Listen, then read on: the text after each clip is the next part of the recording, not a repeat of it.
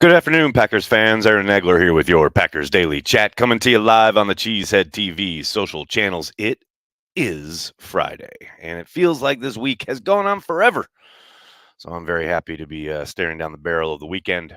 Hope you're all set to have a great weekend wherever you are, whatever you're doing. Please be safe. Please be kind. And get ready for the 2024 NFL Combine in Indianapolis next week.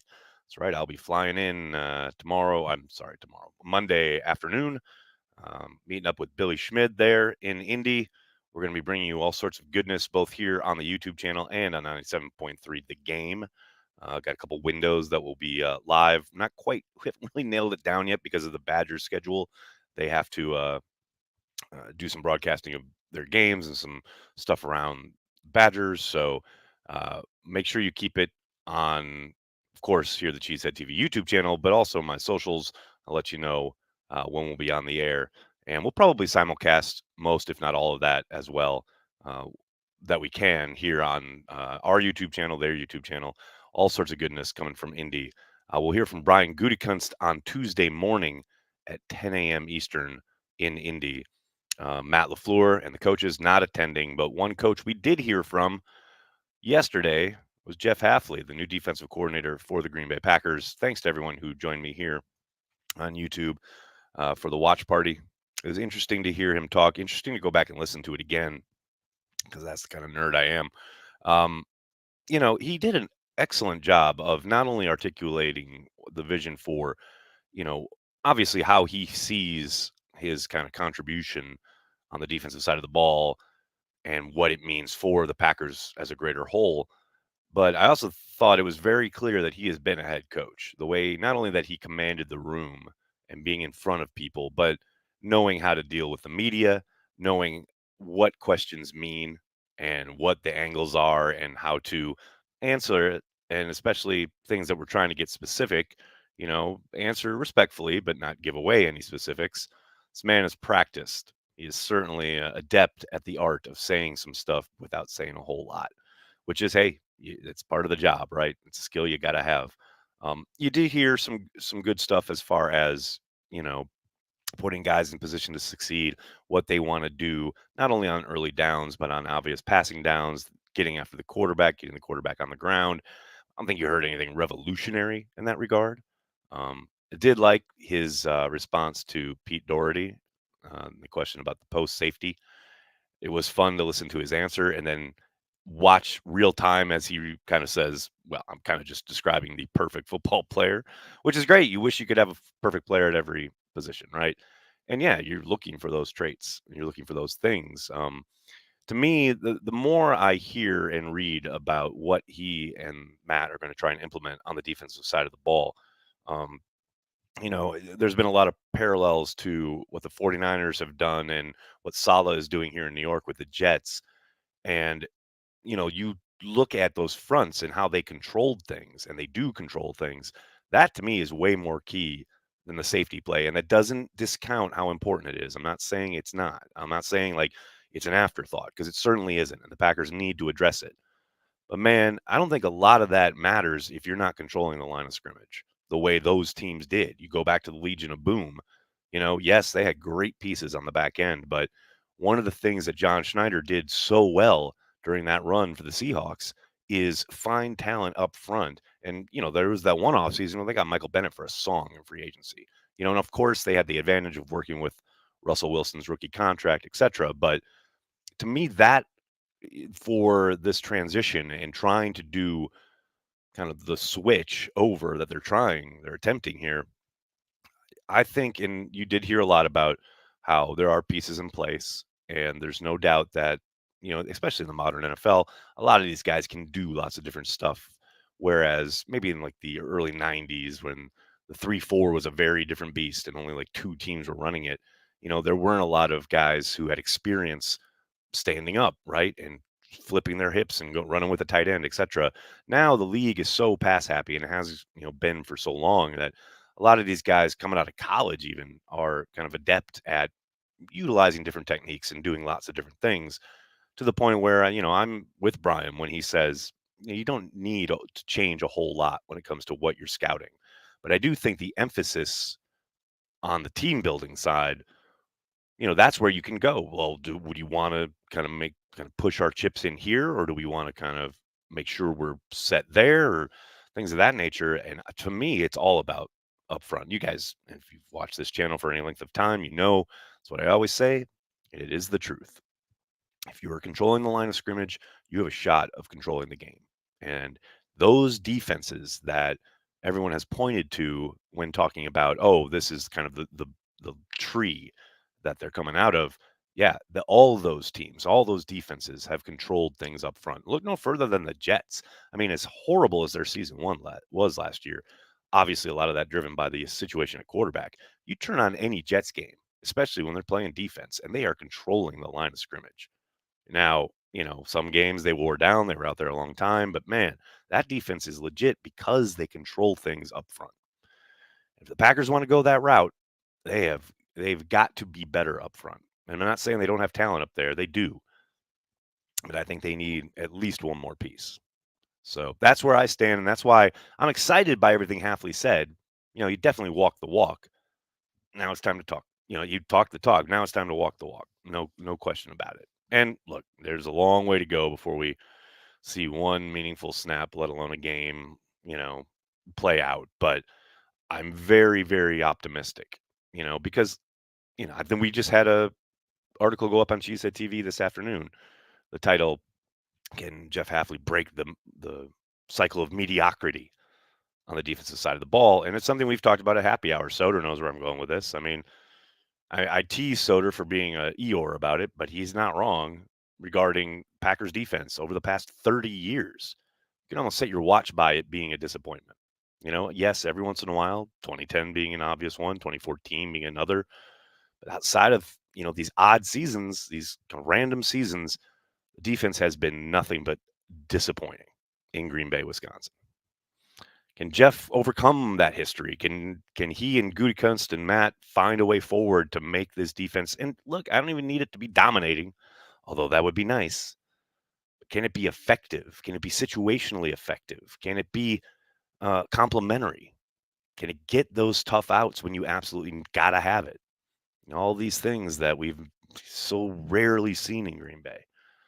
I'm excited to see. I'm excited to find out. And like I said, I thought it was a good start yesterday, hearing what, you know, how he thinks and what he thinks of the gig and all of that. But a lot of ball game left, as someone once said. Hello to everybody in the comment section. So good to see everybody. Hope you're all doing well. Abdul starting us off with a super chat. How you doing, man? Hey, Aaron. Didn't get to catch the watch party yesterday. Was there anything he said that surprised you / you didn't like? Anything you loved? Not really, man. At this point, I don't know. I guess I've seen so many introductory press conferences. I'm just kind of numb to it all. Everybody says the right stuff. And, I get people being excited by his presentation and the way he presents.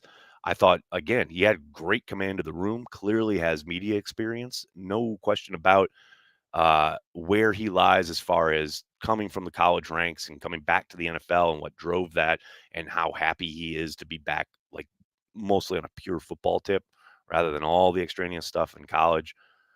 But yeah, outside of that, there wasn't much that surprised me. There wasn't anything I hated. Was anything I was like, oh boy, red flag? Certainly not. Um, it's the problem is, of course, is with the longest off season of any of the professional sports, all of these things kind of get dragged out and kind of blown up, right? To mean like these incredible like quotes, and they get made into something that in the long term probably isn't that important, But I'm excited to see what he puts on the field and the emphasis, and the more kind of outside of Hafley, the thing I really kind of listened to and kind of perked up at was LaFleur talking about play style and the 11 hats to the ball, stuff we've heard before. But he did seem to frame it a little bit differently and as to how he and Jeff are going to go about it. And I was encouraged by Matt mentioning the Texans and how he had just been watching some of their tape and how their defense pops off the screen.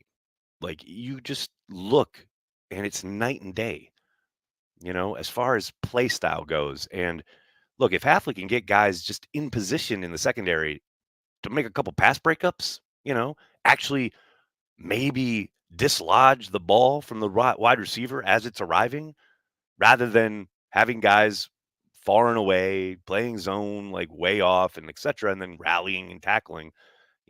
If even that is just a little switch, just a little different, I think that goes a long way to improving the defense. And it comes down to play style. It comes down to what you're asking them to do and how to do it, much more so than the scheme, right? And the scheme is important, no doubt about it.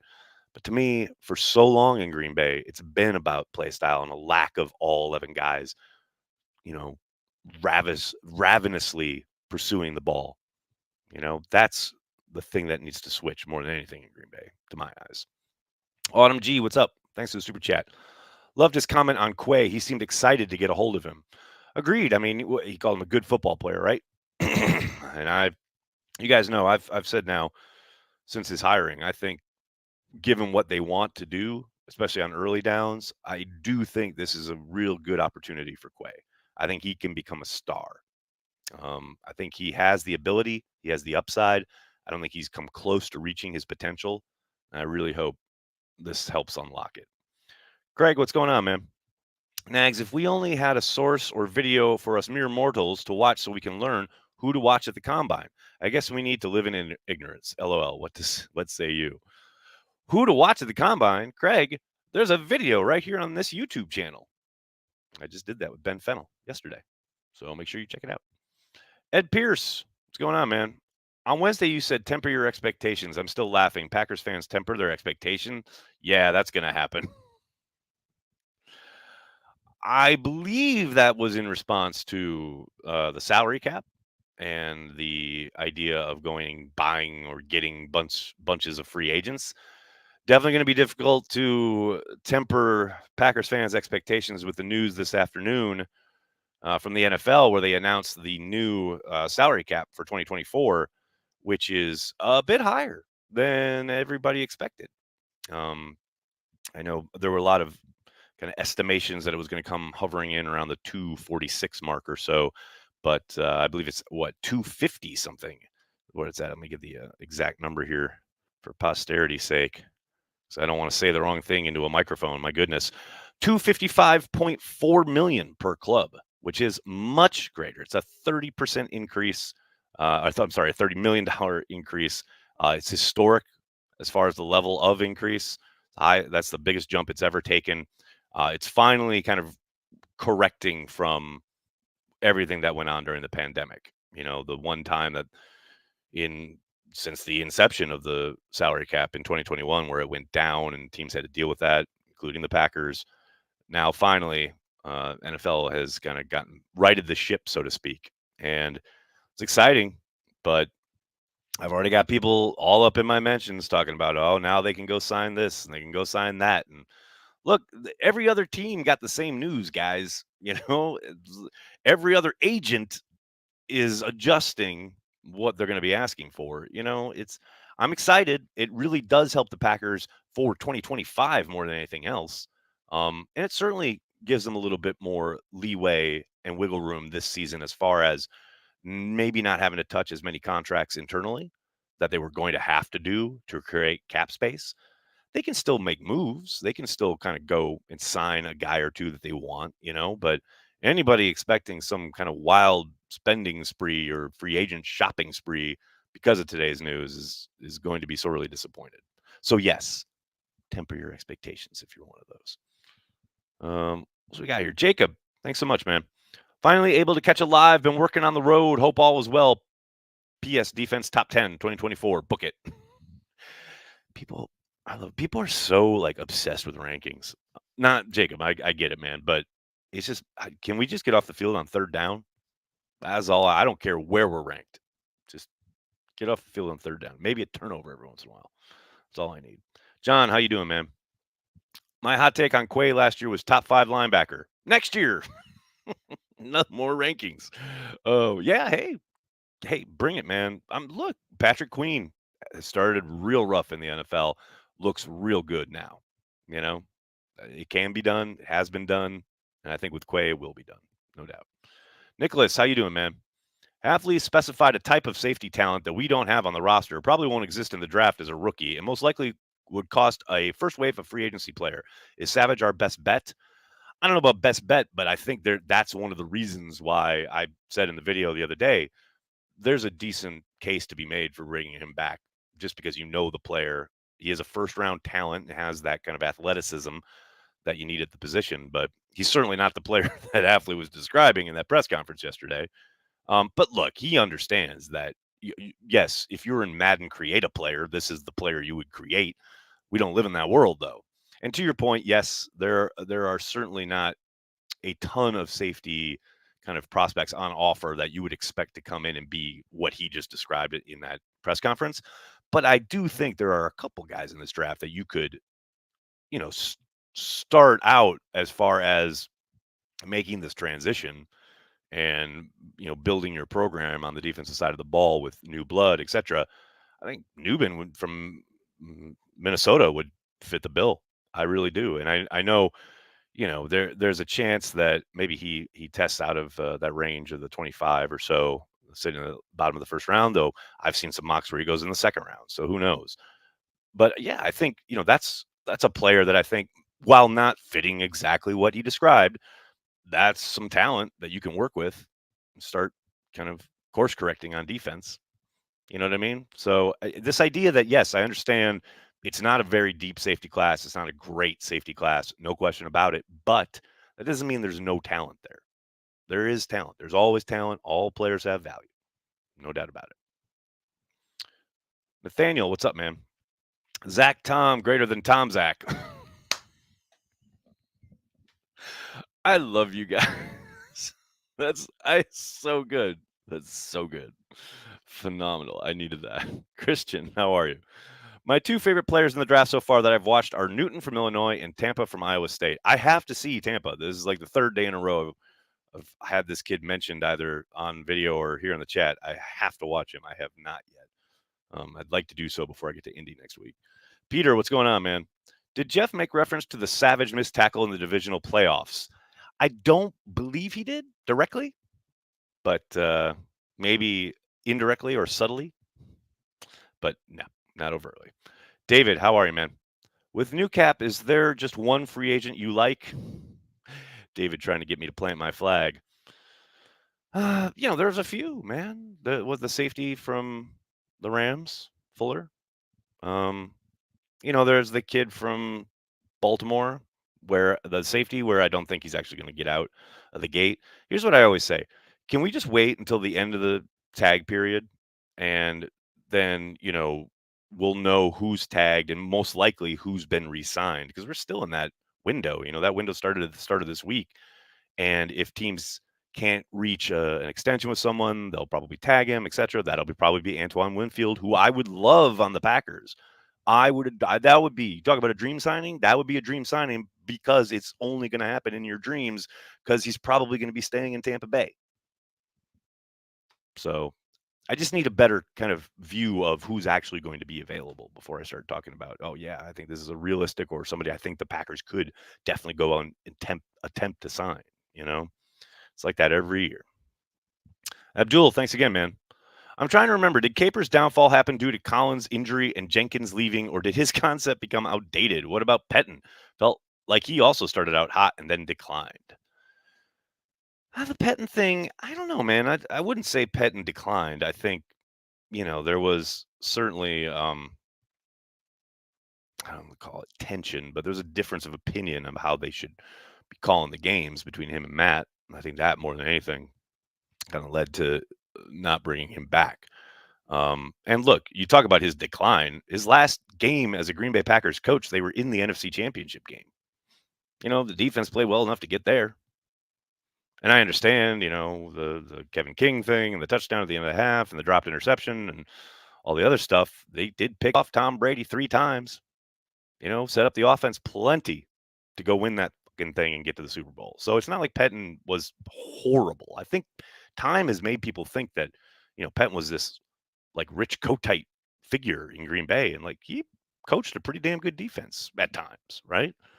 But as for Capers, to me, yes, of course, the Collins' injury and not re-signing Jenkins were big, big moments. There's no question about it. I do think there was a lot of kind of disconnect between how Ted was running personnel and what Dom was asking guys to do on the field. Mostly because Ted was not like Brian when it came to injuries and replenishing the bottom of the roster, especially.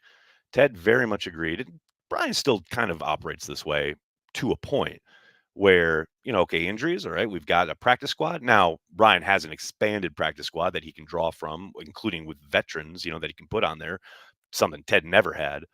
But, that is kind of the Packer way, right? And that was very much how Ted operated. The problem was with Ted, they were almost all like undrafted free agents who had no experience. And by the time they got up there, it's deep in the season. Teams are playing like a pretty solid oiled machine. And then you'd have these young guys just not really being in sync with not only their teammates, but all of the complexities, especially on the back end, that Dom's defense required. Everybody will point to Gunter in the NFC Championship game, who was, yes, completely unmatched, But, there were other instances. There's the Cardinals game, where they that march down field in overtime, you got young guys out there just kind of going every which way, not knowing who to cover, etc. I just think that, and it's never one thing. It's always levels and complex. But to me, that was kind of the really frustrating part. And I do think that's one of the drivers behind McCarthy not firing Capers when, yeah, he probably should have. But I think Mike felt somewhat loyal to Dom because, Dom kept getting handed like not a ton of vets, really young players who he ran a certain type of scheme that required a certain type of guy. And Ted was really not going to break his mold to, especially when it came to, free agency and getting veterans in there to kind of support that. And I think that was Mike's view. So Mike, if you've called a good defense, but your players are not executing, and I think that was Mike's kind of viewpoint, well, then why would I be firing the defensive coordinator? So I do think Dom got caught in a situation, especially at the end with Ted.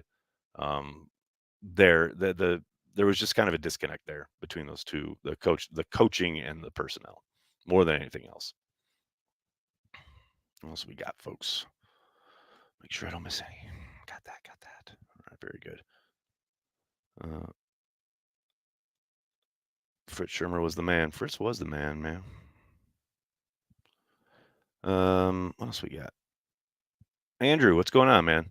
I would like to see us go for a middle of the road free agent. Almost feels like all teams that make a deep run do so. Not that it's that easy. Also, just give me attitude on defense. Go Pack, go. Yeah, attitude is nice. You don't want penalties because of it, but yeah, I'm down with attitude. I'm all good on that.